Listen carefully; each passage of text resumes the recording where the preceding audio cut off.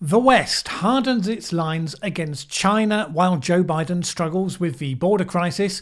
The EU steps back for now from the brink of vaccine nationalism, and Donald Trump signals his intention to run his own social media platform. My name is Mallen Baker. This is the Mallen Baker Show. For decades, I have told people that I intend to live to 140. And in a similar spirit, President Joe Biden predicted that he would run again for a second term in 2024. Well, it's good that both of us feel that we can set a stretch goal. But it's understandable that at least some people might be a bit sceptical.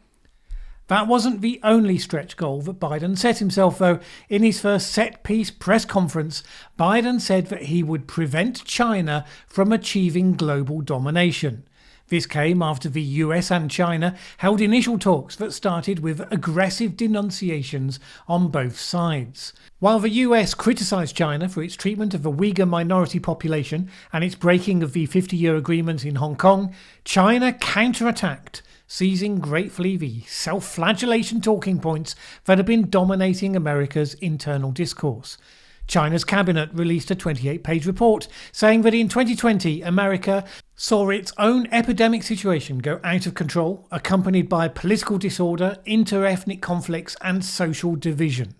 At a government news conference, Chang Yan, the director of a Centre for Human Rights Studies at Nankai University, said this: "What happened on Capitol Hill revealed the shortcomings of US democracy.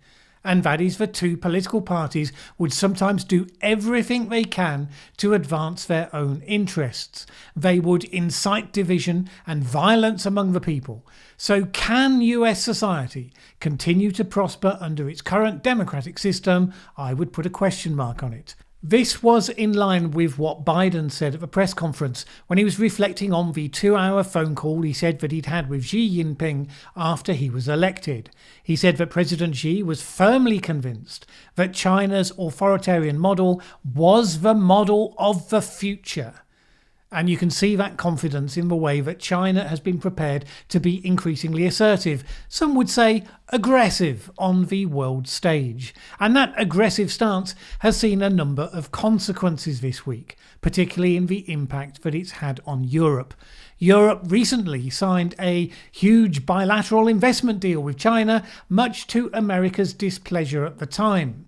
The Diplomat website pointed out that China had agreed to a number of concessions to get the deal done before the start of the Biden presidency, suggesting that it had a strong interest in bolstering EU-China relations. Diplomats had long suggested that China's core diplomatic priority in Europe was to drive a wedge between Brussels and Washington.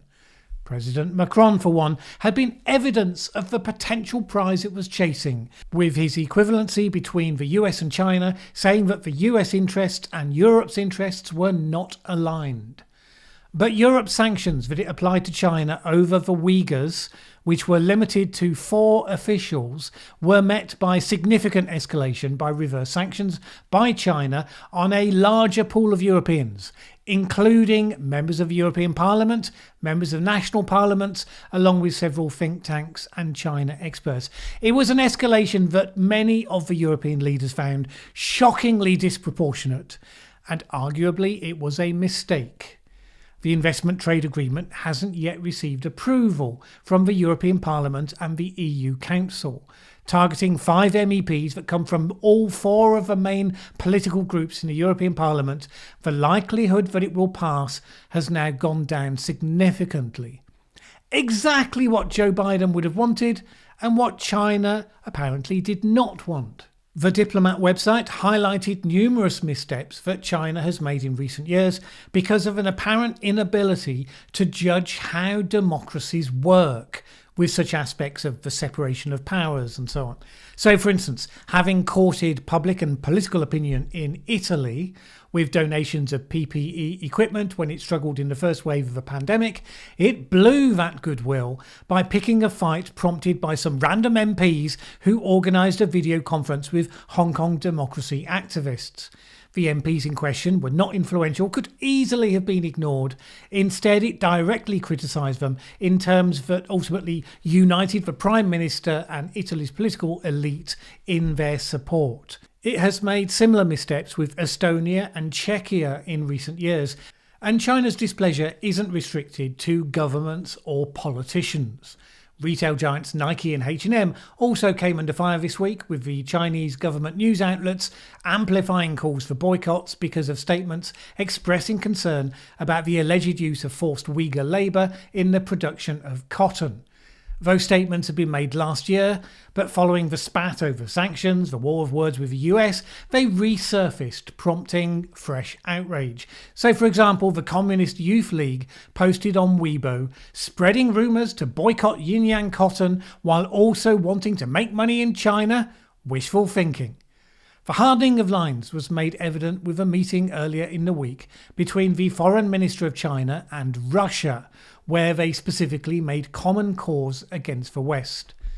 Now, if China was inclined to take comfort from the controversies and the conflicts of the democracies, then it was no doubt paying close attention to President Biden's continuing border crisis, which worsened this week. Indeed, even the mainstream media that had so far rather blatantly covered for Biden just started to remember that they were supposed to be holding the administration to account and started asking harder questions about the 14,000 unaccompanied children currently being held, many being held in jail-like conditions. Biden responded in a way that politicians often do by blaming their predecessor.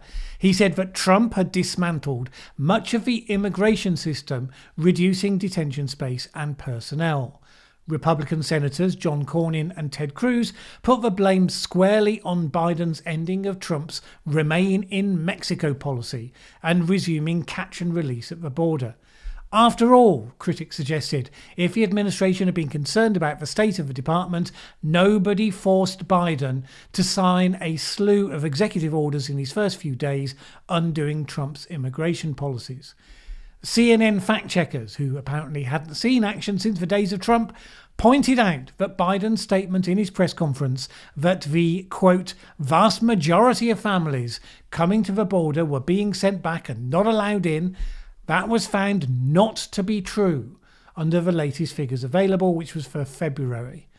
But by and large, the tone of the mainstream media coverage has been how the Biden administration is rushing compassionately to solve the problem and that Biden himself is pushing people to move even faster, which may be true.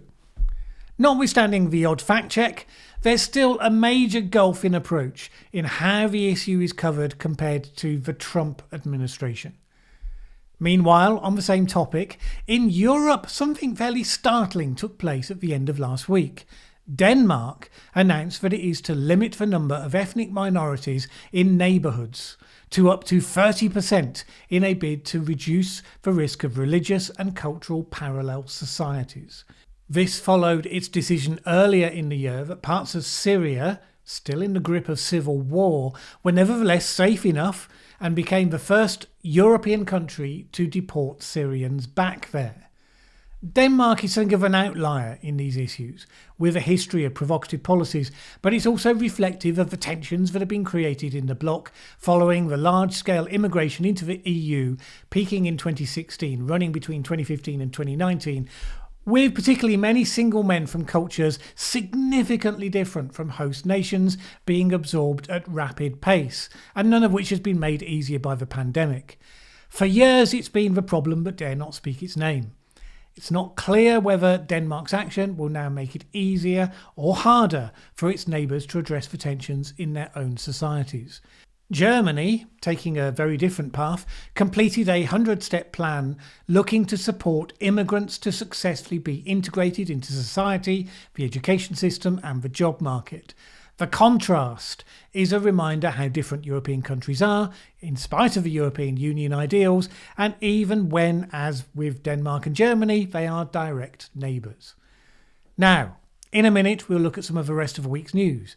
But first, you'll own nothing and you'll be happy.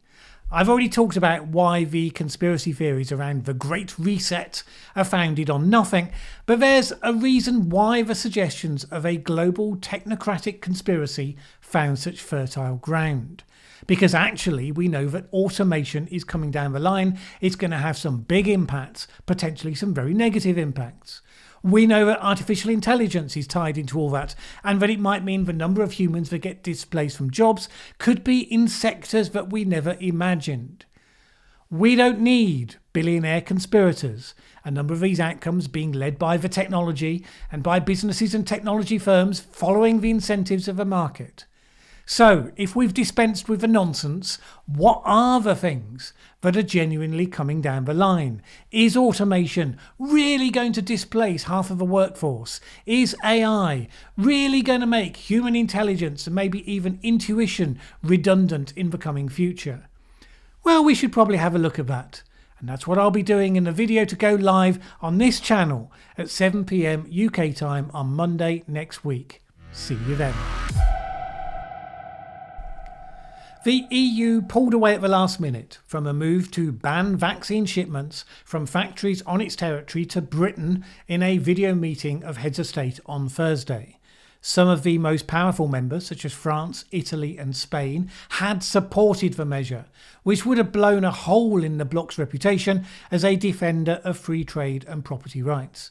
But the Netherlands and Belgium, with the crucial support of Germany, emphasised the importance of global value chains, reflecting on the realisation that the Pfizer vaccine production is dependent on British factories and that an export ban could lead to retaliation. Now, Boris Johnson had said that the UK did not believe in export bans, would never do such a thing, but clearly they decided not to test the strength of that resolve by taking what would have been a hugely provocative act.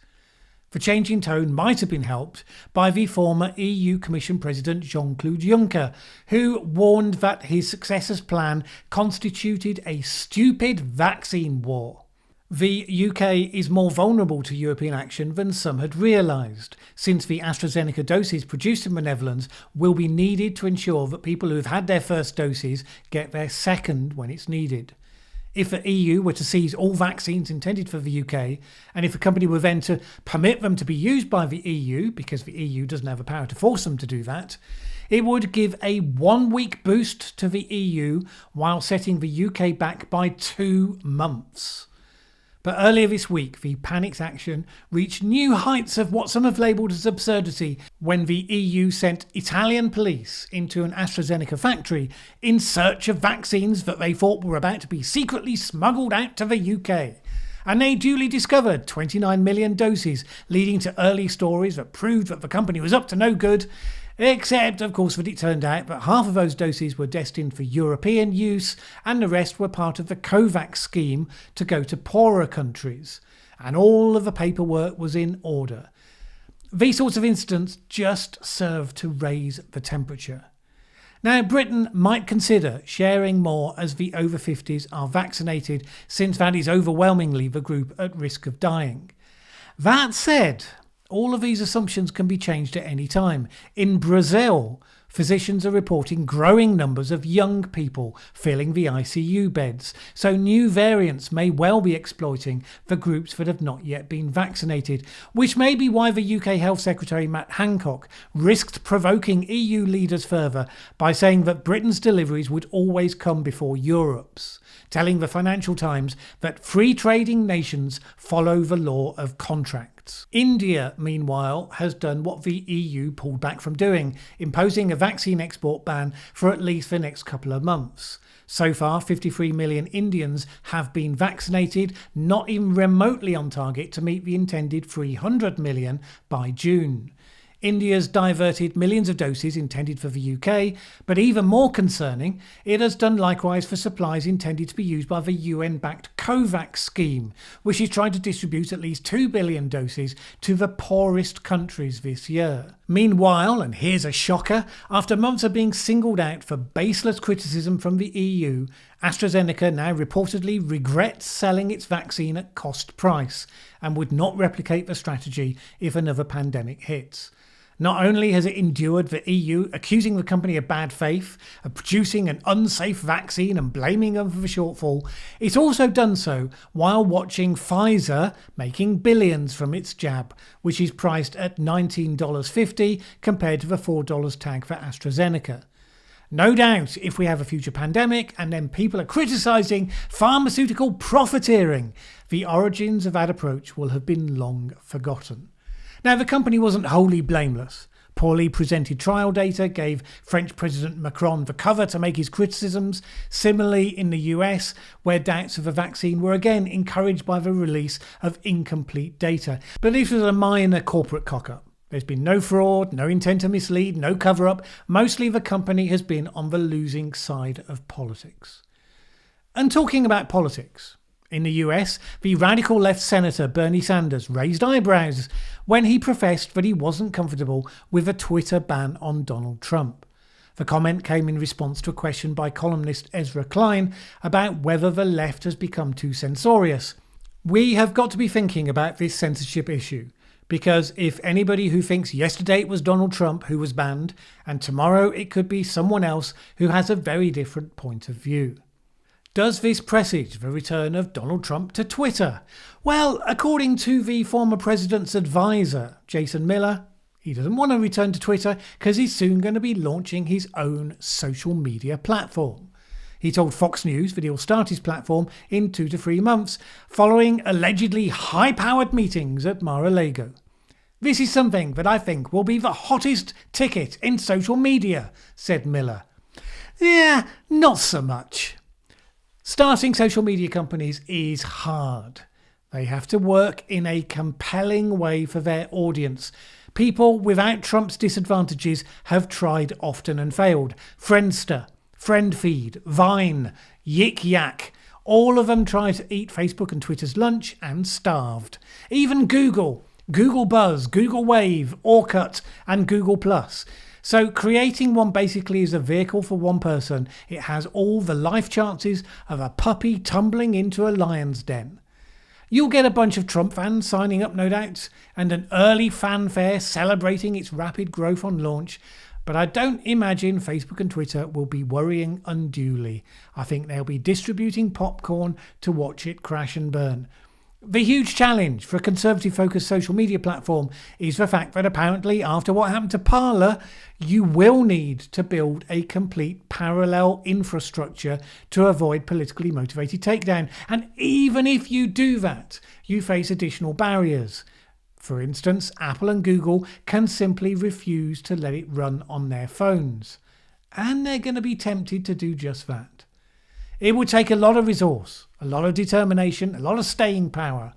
Does Trump have that, or does he just want to stick a middle finger up to the social media companies that banned him? Whatever you think of him as a president, his business ventures did pretty badly when they stepped outside the real estate and resorts territory that Trump knows well.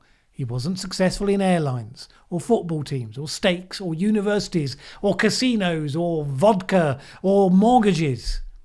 My prediction, when we look back at him after his time is done, it won't be as a successful internet entrepreneur.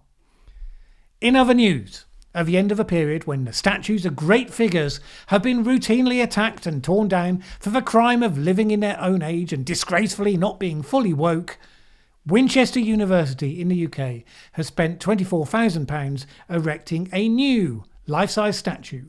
Since it's a university, obviously it's going to be a historical figure associated with great learning, maybe the sciences, or maybe a literary figure.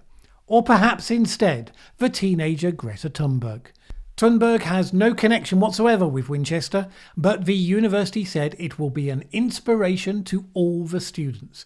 Now, no disrespect to Thunberg, but I recommend that on the plinth they embed a ticking clock, counting down the moments before the real Greta gets cancelled for some random tweet and the demands come in for the statue to be pulled down. Erecting statues to fashionable figures in an indiscriminately censorious age, well, it's a high-risk activity. Now, in a minute, we'll respond to a couple of comments, move to the final thought for the week. But first, this week, people in the US have been very focused on the process of voting. The attempt by the Democrats to push through a sweeping voting reform bill on a partisan basis has been like lighting a fuse under a country where a significant minority continues to believe, rightly or wrongly, that the last election was stolen. One side swears that the other routinely commits election fraud and is trying to amend state rules to prevent such activity and make elections fair, or that's what they say. The other side swears that the first side routinely suppresses the votes of people likely to vote for the other side. Worse, that they do this on racial lines, and that the planned reforms are to make elections fairer, their planned reforms. Being on the outside of this, it's notable how little of how this is discussed in the mainstream and the alternative media even goes into the detail. When you do get to the detail, not a lot of it seems to make pragmatic sense. So look, what's going on? How hard would it really be for America to have an election system that the whole country could support? Is it too late to get there? Are Republicans really trying to suppress votes? Are Democrats really trying to steal elections? This is politics. The answer could be yes to both, or indeed various shades of sometimes to both. Well, let's find out. If America is running the risk of destroying its own democracy in a fight over the mechanism, we should probably know what's going on. And that's what we'll be looking at in the video to go live on here Wednesday at 7 p.m. UK time. Join me then. One comment from last Friday's video. Minor point, but Hillary Clinton and Joe Biden are not the left, both are to the right of Boris Johnson. Neither support a national health system. The two parties of America are centre-right and far-right. That's a reminder that left and right are relative concepts that sit within a national context, and they are about an overall outlook, not about a specific set of policies. Obviously, if you're in the US, you'd see the mirror image of what the commenter just described. You'd look at the UK and you'd say that you have the left and you have the far left in the Tories and Labour. Well, none of that gives us much insight. Tories are what conservative-minded people create in the UK context. Republicans are what conservative-minded people create in the US context. Just as Christianity is what religious-minded people mostly do in Europe and the US, and Islam or Hinduism, etc., is what religious-minded people do elsewhere. It's sometimes interesting to note the contradictions, e.g. the attitude to socialised healthcare, the specific balance of the mixed economy that most nations accept. But I don't think we should imagine that there's a set scale anchored on specific policies that you can universally apply across the world. These next comments are rather different, but they came in response to my discussion about the channel's traffic currently being throttled. I didn't get notified of your last two videos. My subscribe state changed from all to recommended, and none of your videos were recommended. I switched it back to all, and then I saw this one. And someone else said, I'm sure I was subscribed to you, and note subscribe was read again. Keep up the good work, a voice of reason in a divided world. Well, thank you. Obviously, I would keenly encourage you to hit the bell icon to be notified when new videos come, and it sounds as though it may be worth just double checking occasionally whether there's been any change to your subscription status.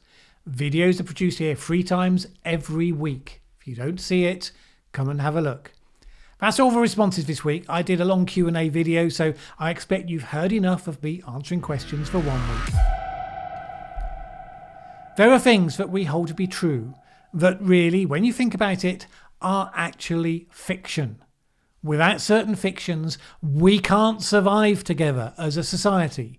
For instance, we all collectively agree that we have human rights. The right not to be killed or tortured. We don't really. In the eat or be eaten world that humans originated from, there was no such thing. There might have been some primitive codes of honour in groups of hunter-gatherer societies, but nothing conceptualised as human rights. We collectively agree to believe in this fiction called the rule of law.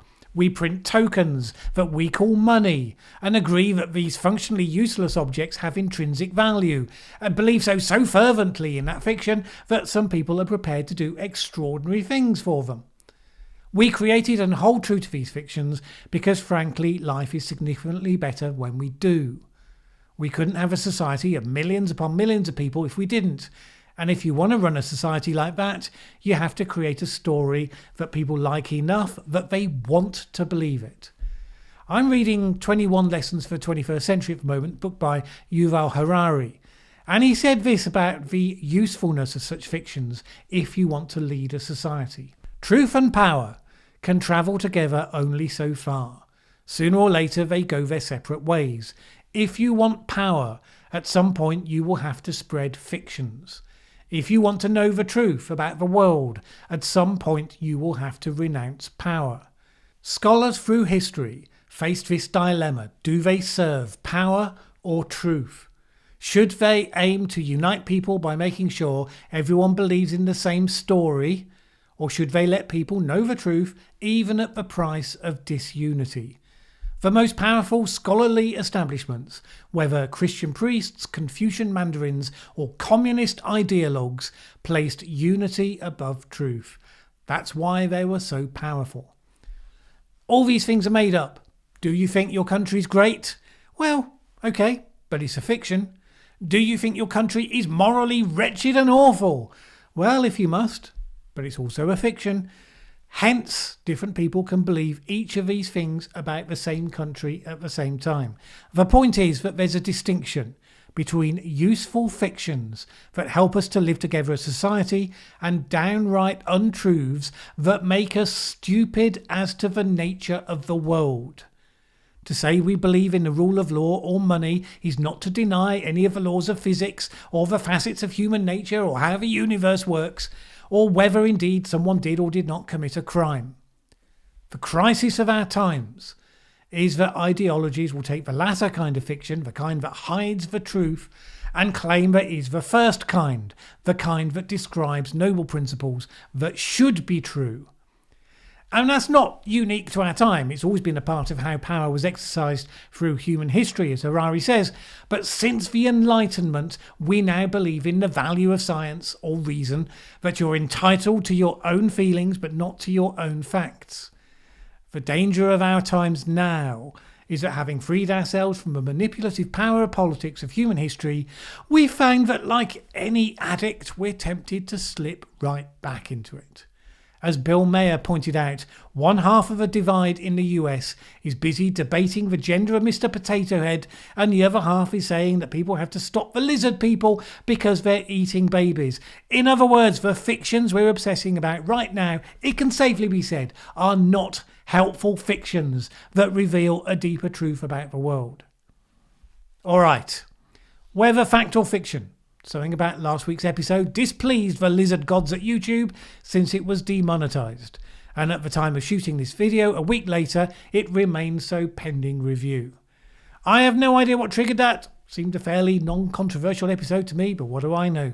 One thing I do know is that such things are not the end of the world because of the support of the good people who sign up as patrons of this channel.